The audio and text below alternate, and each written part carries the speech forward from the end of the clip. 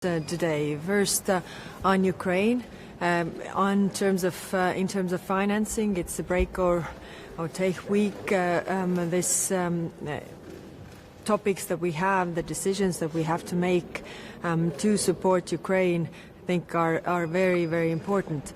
We have made also decisions, or will make decisions today regarding the shadow fleet vessels. We have 40 additional vessels plus enablers, and this is all for depriving Russia of the means to fund this war. We also reached the target of the 2 million rounds initiative, and this is necessary for Ukraine to defend itself. Well, what we have to keep in mind is that why countries want to be in NATO is because they don't want Russia to invade them, to attack them. And that's why, Sweden and Finland joined NATO. That's why the Baltic states joined NATO, to have this defense umbrella, really. Now, if this is not in question, or this is out of the question, then we need to see what are the security guarantees that are tangible. They can't be, papers or promises. They have to be, real troops, real capabilities, so that Ukraine is able to defend itself.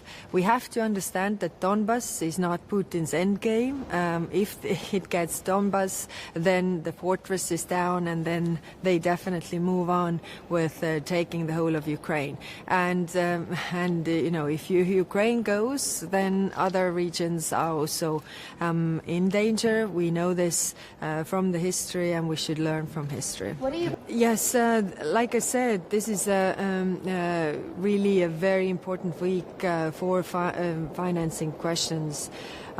We have different options on the table, and they will be discussed in the leaders' meeting on Thursday.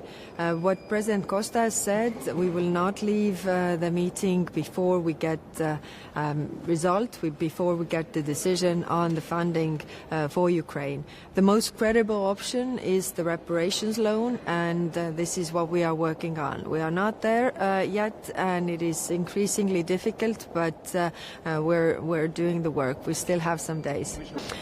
Well, of course, the peace efforts that have been made are hugely welcomed, but it is also clear that we want to pay peace that lasts, ceasefire that lasts, and also sustainable peace. And for sustainable peace, there shouldn't be any appeasement of the aggressor. Again, if aggression is rewarded, we will see more of it. We have seen this in the history, and that is extremely important. And there has to be also accountability for the crimes committed. It is difficult, of course, as we know, different pressure from different sides. But we also need to be very, very clear-eyed. The other options are not really flying. We have tried that before. If you think about, even I think it was 2 years ago when I proposed the Eurobonds, it didn't fly because you need everybody on board. A reparations loan we can do with the QMV. Reparations loan is based on the Russian frozen assets. That means it doesn't come from our taxpayers' money, which is also important. And it also sends a clear signal that if you do all this damage to another country, you have to pay for the reparations. So, of course, we have the QMV decision, but without Belgium, I think it would be increasingly, it wouldn't be very easy because they have the majority of the assets, and I think it's important that they are on board whatever we do. What I want to say is that, of course, some countries in Europe are more used to the threats presented by Russia than others, and I want to tell you that these are only threats. If we keep united, we are much stronger, and these are just threats that Russia is posing, even what we have seen before. So I really want all of us to have clear head. In a few days, by the end of the week, at the European Council, which will bring together the heads of state and government of the 27 member states of the European Union, a decision could be taken to protect Ukraine from any financial difficulties for the next 2 years. and to place it in a position of strength at a time when the negotiations leading to peace are taking place. In any case, this is what we want. And we note that Ukraine has shown its willingness to move forward to accelerate in order to reach peace. Europe now is out from these negotiations. And everybody is talking about Russian frozen assets, which actually we have. We own them, as we have been freezing them.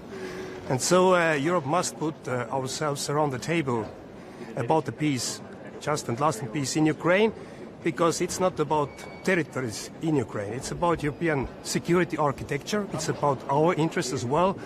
And Ukraine belongs to Europe. I think we have to listen to President Zelensky himself. And if he's ready to compromise on the NATO question, I will not be the one, standing up for that. But of course, it goes without saying that if NATO is not the solution, then we need other kind of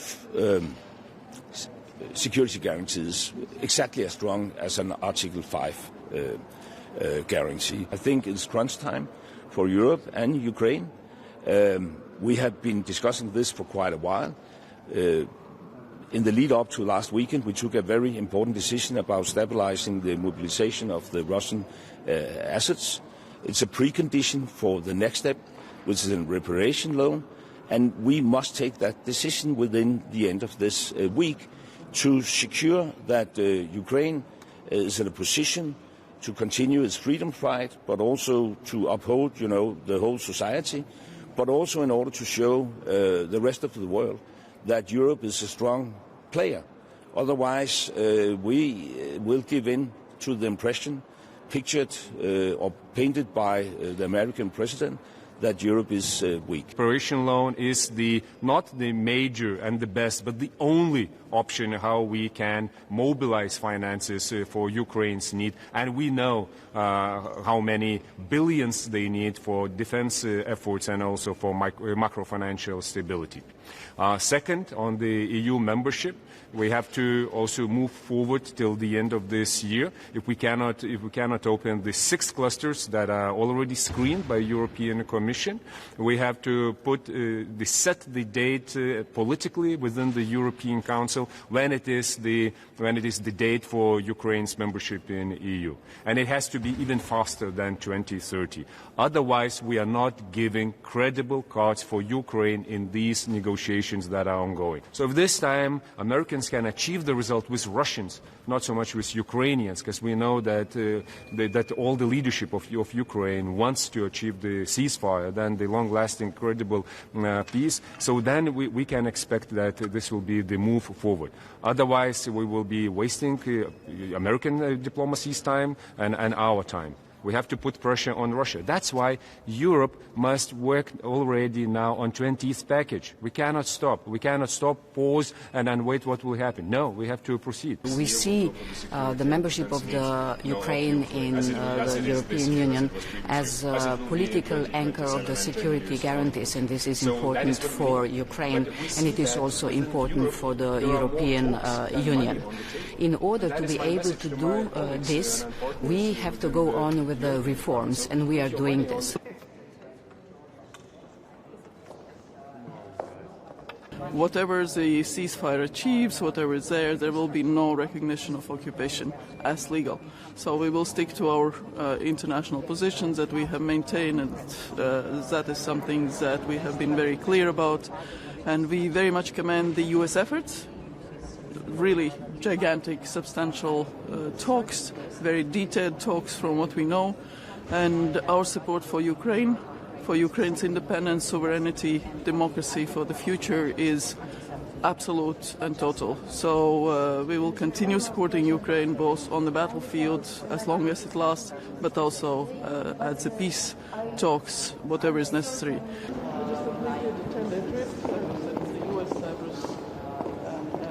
Reiterating my absolute condemnation for what was a vile and anti-Semitic attack on innocent civilians yesterday in Bondi Beach. I want to offer my sincerest condolences to all of the families who've been impacted, and to the entire Jewish community. I'm very conscious of the impact that this will have on many members of the community, not least at home in Ireland.